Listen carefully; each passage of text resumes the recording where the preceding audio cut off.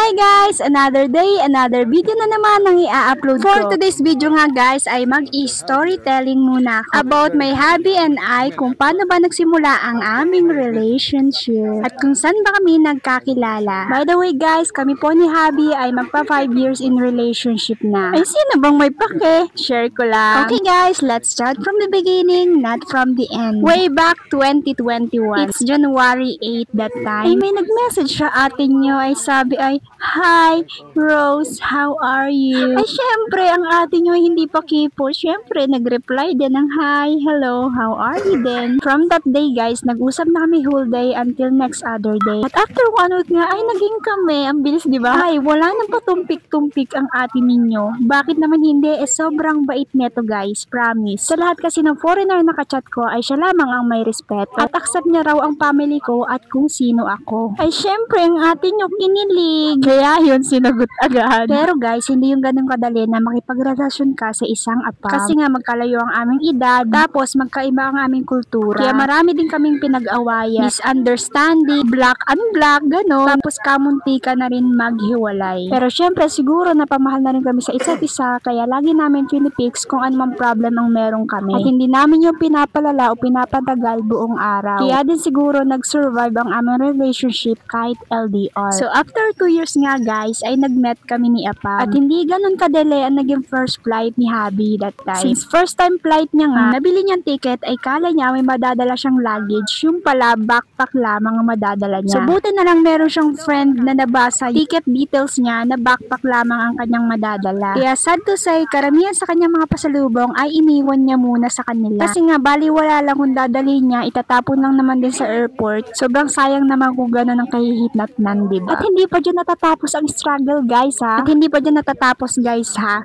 Kasi nag-departure si hubby, siya ay nasa Terminal 3 at ako ay nasa Terminal 1. Paano nangyari yun guys? Kasi nang nakalagay sa ticket niya.